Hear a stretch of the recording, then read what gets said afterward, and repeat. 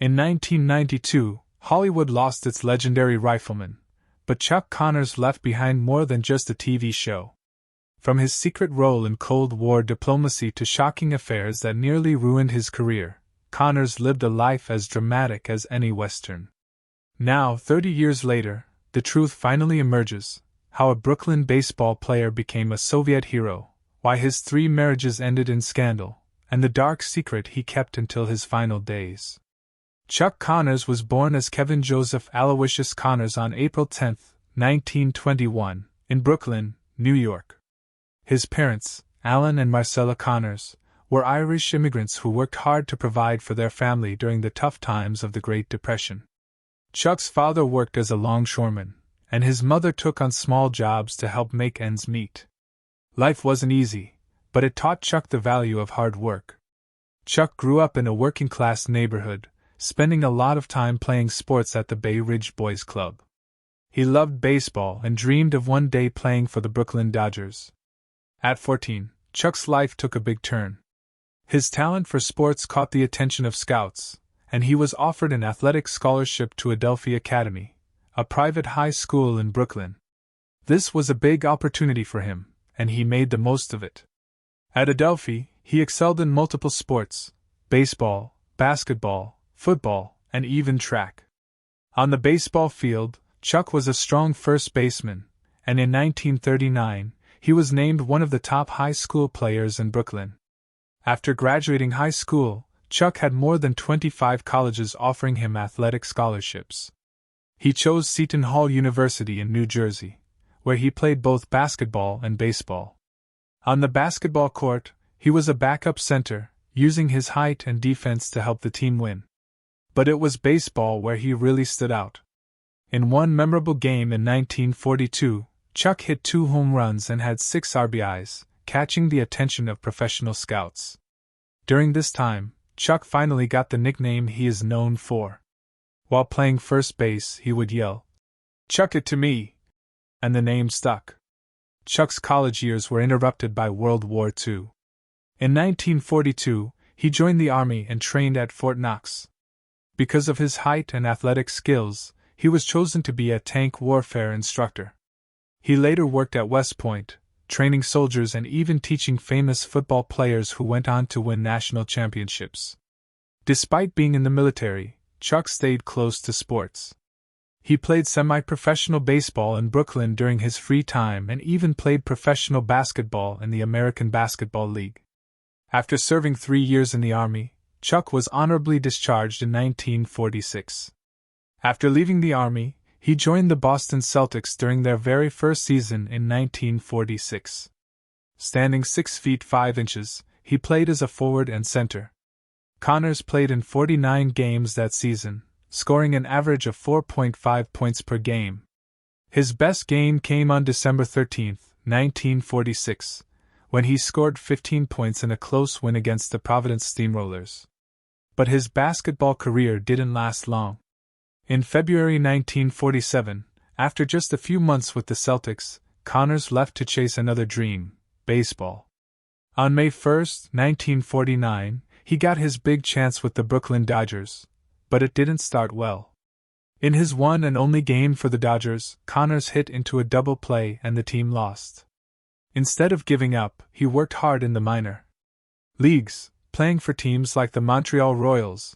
In 1951, he made it back to the majors with the Chicago Cubs. That season, he played 66 games and had some big moments. On July 18, 1951, he hit his first home run against the New York Giants. A month later, on August 26, he hit another one, also against the Giants. By the end of the season, Connors had 48 hits and a batting average of .239. Not bad for someone who split his time between 2 sports. Chuck Connors' Hollywood story began in the most unexpected way.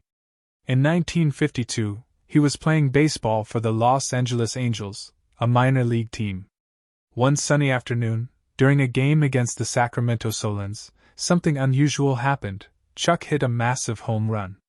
It wasn't just any home run, it cleared the fence and caught the attention of someone in the crowd: Billy Gordon, a casting director from MGM. Billy couldn't ignore Chuck's tall, strong frame and rugged face. After the game, he walked right into the locker room and handed Chuck his card.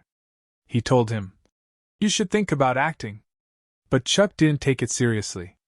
He was focused on baseball and didn't see himself as an actor. Then, just a couple of weeks later, Chuck hurt himself during a game. It wasn't serious, but it gave him time to think. Out of curiosity, he decided to visit MGM and see what this acting thing was about. To his surprise, they offered him a screen test right away. He gave it a shot, and they liked what they saw. Just 3 days later, Chuck signed his first Hollywood contract. That quick decision changed his life forever. His first role was in a movie called Pat and Mike, a romantic comedy starring two huge Hollywood stars, Spencer Tracy and Katharine Hepburn. Chuck's part was small. He played a police captain, but it was still a big moment for someone who had just started acting. On his first day of filming, Chuck was excited but nervous. He arrived early and spent hours getting ready. His scene didn't happen until late that night, but when the cameras finally rolled, he nailed it in just 2 takes. Spencer Tracy even pulled him aside afterward and told him, "You've got something, stick with it." Those words meant the world to Chuck and gave him the confidence to keep going. After that, Chuck dove headfirst into acting. He took on every role he could find, big or small. Between 1952 and 1958, he appeared in over 20 movies. One of his most memorable early roles was in Disney's Old Yeller, 1957, where he played Bernie Sanderson. The movie was a huge hit, and that helped Chuck get noticed even more. He also appeared in films like Trouble Along the Way with John Wayne and The Big Country, where he acted alongside Gregory Peck and Charlton Heston. Each role helped him improve as an actor and build his reputation. In addition to his film work, Connors made frequent television appearances, featuring in 18 different TV shows during this time. Balancing both film and TV was uncommon for actors back then, but Connors' work ethic and versatility allowed him to succeed in both mediums. These 6 years of hard work, diverse roles, and screen time totaling over 1,400 minutes prepared him for the next chapter of his career. Chuck Connors became famous as Lucas McCain in The Rifleman, but it didn't happen right away. In 1957, Connors played a father in Disney's Old Yeller. The producers of The Rifleman saw his performance and thought he was perfect for their show. At first, Connors said no because the pay was less than what he earned doing other acting jobs. But the producers really wanted him, so they offered more money and even gave him 5% ownership of the show. That convinced him to take the role. Once Connors was cast, he started training to prepare. He practiced horseback riding and learned how to spin and shoot a rifle in a way that looked cool on camera. He worked with a gun expert named Rod Redwing to master the moves. Connor practiced so much that his hands got sore and blistered, but he didn't stop until he got it just right. The show premiered on September 30th, 1958, and people loved it immediately. Over 14 million viewers tuned in to see the first episode. Connor's character, Lucas McCain, was tough but also kind, especially with his son Mark, played by Johnny Crawford. The father-son bond became one of the most loved parts of the show. Critics said Connors did a great job showing both strength and emotion. The rifle in the show was also a big deal. It wasn't just a regular rifle, it was a Winchester 1892 that had been modified to make it unique. The lever was made extra large so Connor could spin it in a flashy way. This spinning move became his signature and was shown at the start of every episode. The rifle was also able to shoot really fast because of a special screw in the trigger. This made for exciting scenes where McCain could outgun a bunch of bad guys in seconds. The rifle was so popular that Winchester later made a similar model for fans in real life. But the show wasn't just about action. What made The Rifleman different was its focus on family. Lucas McCain was a widowed father raising his son alone in the Old West. This wasn't common on TV at the time, where most families were shown as having both parents. The show often explored the challenges Lucas faced as both a father and a protector. In one episode, he struggled with letting Mark testify in court because he worried about his son's safety. In another, Lucas had to control his own anger while teaching Mark how to deal with emotions. The relationship between Lucas and Mark felt real, and it connected with a lot of viewers. Single fathers in particular wrote letters to Connors thanking him for showing that they weren't alone in their struggles. One widower wrote, "Your show has given me the courage to keep going." Chuck Connors wasn't just the star of The Rifleman, he had a big role behind the scenes too. By the second season, he started attending meetings with the writers. He pitched story ideas, and some of them became fan-favorite episodes. One of these, The Photographer, was inspired by an experience Connors had with an overexcited fan during his baseball career. Connors also made sure the dialogue fit the character of Lucas McCain. He wanted McCain to sound like a real rancher from that time, so he often rewrote lines to include old-fashioned slang. Connor also cared about making McCain a relatable character. He didn't want McCain to seem like a perfect hero. Instead, he pushed for storylines that showed McCain's flaws and moral struggles. In one episode, Waste, McCain accidentally kills an innocent man. Connor fought for this story because he felt it was important to show the heavy responsibility of carrying a rifle. Connors also brought in guest stars like his former baseball teammate Duke Snider and helped up-and-coming actors get their start, including Dennis Hopper, who appeared in the pilot episode. By the final season, Connor had so much influence that he was credited as a story consultant on some episodes. He even co-wrote the two-part series finale.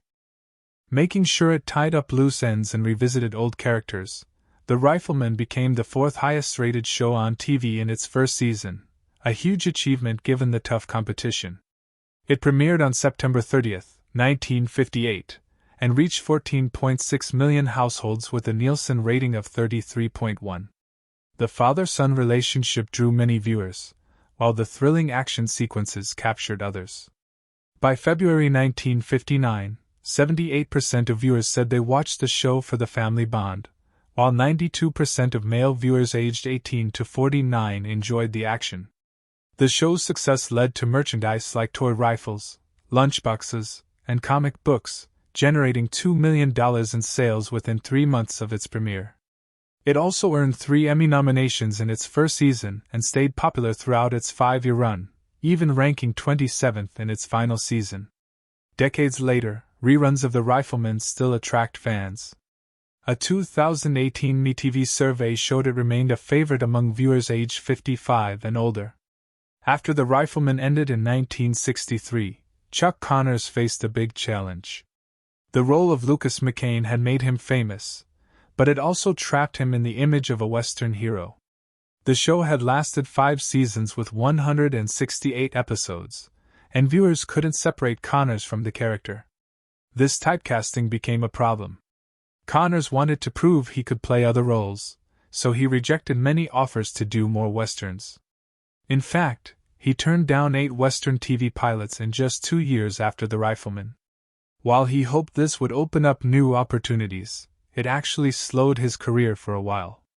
To break away from his cowboy image, Connors tried something very different.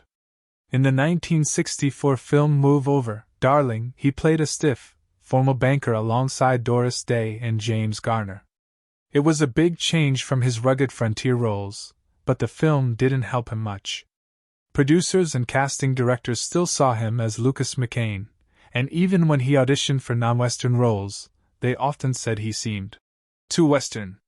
By 1965, Connors was so frustrated that he thought about quitting acting and going back to professional sports. Despite these struggles, Connors found new opportunities in 2 TV shows that let him show different sides of his acting talent. In Arrest and Trial, 1963 to 1964, Connors played John Egan, a defense attorney. The show was ahead of its time, splitting each 90-minute episode into 2 parts: the investigation led by a detective and the courtroom drama with Connors as the lawyer. Wearing a suit instead of cowboy gear, Connors showed he could play a polished, intellectual character. Critics praised his performance, but the show was cancelled after just 1 season. In 1965, Connors returned to a Western with Branded, but this time the story was unique. He played Jason McCord, a cavalry officer falsely accused of cowardice and kicked out of the army.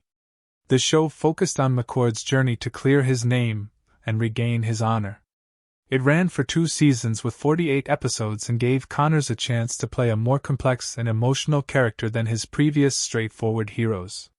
Connors' most powerful performance came in 1977 when he played Tom Moore in the groundbreaking miniseries Roots. The series followed the history of an African-American family from slavery to modern times. Connors portrayed a cruel plantation owner, a role completely different from his past. His chilling performance showed the brutal realities of slavery without turning Moore into a caricature. The show was a massive success, with its final episode watched by around 100 million viewers. Roots brought Chuck Connors one of the highest honors of his career. His role earned him an Emmy nomination, a rare recognition that highlighted his ability to take on challenging, controversial characters. In the later part of his career, Connors appeared in B-movies and TV guest spots.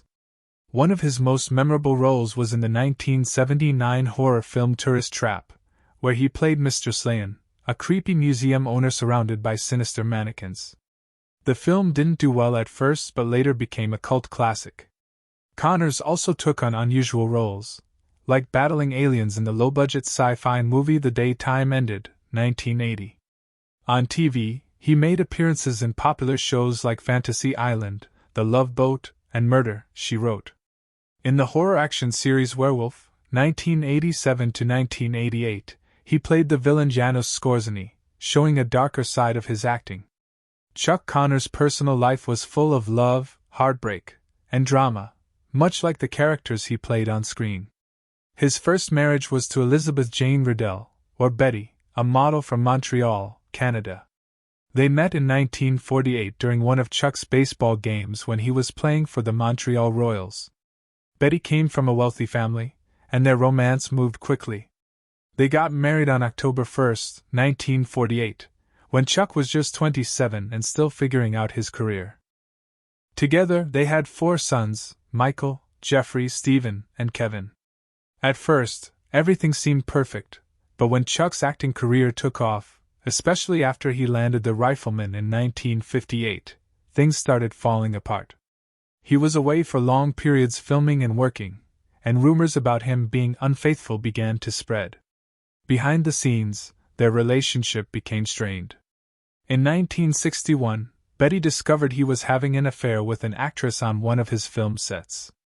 That was the breaking point for her. She filed for divorce, and it was finalized in 1962. Although they stayed polite in public, it was later revealed that Betty had threatened to expose his affairs unless Chuck agreed to her terms during the divorce. Chuck's second marriage happened in 1963 when he married Kamala Devi, an actress he had met on the set of Geronimo. Kamala was born in Mumbai, India, and her mixed Indian and British heritage made their marriage stand out in Hollywood at a time when interracial relationships were still rare. They worked together in many shows and movies like Branded and Cowboy in Africa, and people admired their strong connection on and off screen. But things weren't always smooth between them. Kamala wanted Chuck to try more sophisticated roles, but Chuck felt his rugged cowboy image was what made him successful. This difference in their goals caused tension. The marriage also faced issues because of Chuck's reputation for being unfaithful. Despite their early passion, things started to fall apart, and in 1972, after 9 years together, they divorced. Their last movie together was called The Proud and Damned, which felt like a sad reflection of their own relationship by that time. Chuck's third marriage was his shortest and perhaps the most controversial. He met Faith Quabius on the set of Soylent Green in 1973, where she had a small role. Faith was much younger than Chuck, 33 years younger, to be exact. They got married on September 7, 1977, in a private ceremony in Mexico. Chuck, then 56, joked that they'd been playing husband and wife on stage so much that they decided to make it real. But their marriage only lasted 3 years. By 1980, they divorced. Faith later accused Chuck of being abusive during their marriage, blaming his drinking for his behavior. Chuck denied the allegations, but the claims hurt his public image. Throughout his life, Connors was followed by rumors of affairs and tumultuous relationships. During his first marriage, Whispers of infidelity began, and they never left him. One woman claimed she had a long-term affair with Connors in the 1960s and alleged he fathered her child, though this was never proven. On set, Connors' flirtatious nature became well known. Actress Joan Crawford once said he could charm the birds from the trees but couldn't stay loyal. His reputation even cost him professional opportunities, with some actresses refusing to work with him. In one infamous 1975 incident, Connors was reportedly caught in a compromising situation with a young actress at a party. The scandal was hushed up but reportedly lost him a major film role. His children from his first marriage spoke of the strain his lifestyle put on their family. Jeffrey Connors later shared that his father always chased thrills, which affected everyone around him. Despite the controversies, Connors rarely addressed the rumors. Near the end of his life, he reflected, "I've lived my life on my own terms. Some might not approve, but I have no regrets." Chuck Connors had strong political views that made him stand out in Hollywood. In 1967, when most people in Hollywood were against the Vietnam War, Chuck joined a pro-war parade in New York City. Many praised him, but others criticized him. Chuck didn't just talk about his beliefs, he worked hard to support them. He helped Republican candidates, especially Barry Goldwater, during the 1964 presidential election. This hurt his career, but Chuck didn't care. He once said, "I'd rather lose a job than give up my principles." In 1972, he was even asked to run for Congress, but he decided to stick with acting. The Vietnam War brought a lot of arguments in Hollywood, but Chuck stuck to his views. He supported the war and didn't agree with the protesters. In 1967, he marched with others in support of U.S. troops. He said, "We're fighting communism over there so we don't have to fight it here." This didn't sit well with many in Hollywood, and he even argued with co-stars about it. When he was filming Soylent Green, he had a heated debate with Charlton Heston about the war. Chuck didn't just talk, he showed his support by visiting Vietnam many times between 1968 and 1972. After the war, Chuck was sad about how poorly the veterans were treated. He said they deserved parades, not protests, and that the country had let them down. One of the most surprising things about Chuck's career was how much the Soviet Union loved his show The Rifleman during the 1960s and 1970s, when tensions between the US and the Soviet Union, tensions were high, but The Rifleman became one of the few American shows allowed on Soviet TV. People loved Chuck Connors' character, Lucas McCain, because he was a strong father and stood for justice. By 1973, around 250 million Soviets were watching the show. Even Leonid Brezhnev, the Soviet leader, was a huge fan. When Brezhnev visited Washington, D.C. in 1973, he asked to meet Chuck Connors. This meeting led to something incredible. Later that year, Brezhnev invited Chuck to visit Moscow. Chuck stayed for 2 weeks and was treated like a big star. He met Brezhnev at the Kremlin, and the two even had a playful contest with guns Chuck had gifted him earlier. Chuck also went to a special screening of The Rifleman, where fans went wild for his autograph. During this trip, Chuck filmed a documentary called Peace and Friendship, which was shown on Soviet TV to millions of viewers. The documentary showed Chuck meeting regular Soviet citizens and talking about how Americans and Soviets could get along. A year before his death, Connors had one last special role. On November 3, 1991, he appeared in a TV movie called The Gambler Returns, The Luck of the Draw, which starred Kenny Rogers. Connors played his most famous character, Lucas McCain from The Rifleman, for a short but memorable scene. He wore McCain's classic outfit and held the famous Winchester rifle. In the scene, McCain challenges the gambler to a shooting contest. Even though the scene was only about 90 seconds long, it brought back memories of Connors' most loved role. Fans were thrilled to see him as McCain one last time. The moment was even more special because Johnny Crawford, who played his son Mark in The Rifleman, also appeared in the movie. They had a short but touching scene together, making longtime fans very happy. The movie got high ratings and was a perfect way to say goodbye to Connors' most famous role. In 1992, when he was 71, doctors found out he had lung cancer. This was likely because he smoked a lot, up to 3 packs of cigarettes every day. Fans were shocked because Connors was always seen as strong and healthy. At first, he didn't tell many people about his illness and kept making public appearances. But by October 1992, he became much sicker. On October 28, he was taken to Cedars-Sinai Medical Center in Los Angeles because he also had pneumonia, which made things worse. He stayed there for 13 days, fighting the illness while doctors tried everything they could. Sadly, on November 10, 1992, Connors passed away. The cause of death was lung cancer, with pneumonia as a major factor. His death made many people sad, and tributes came from co-stars, athletes, and fans who loved him. Connors left behind a powerful legacy. His show The Rifleman is still loved by fans and continues to air on TV even today. It helped shape how single fathers were shown on television and inspired other westerns. Connors also made history in sports. He was one of only 13 people to play in both Major League Baseball, MLB, and the National Basketball Association, NBA. In 1946, while playing for the Boston Celtics, he became the first player ever to break a backboard during a game. This happened before the Celtics' first home game during warm-ups. Connors' baseball career was short, but he made an impact in other ways.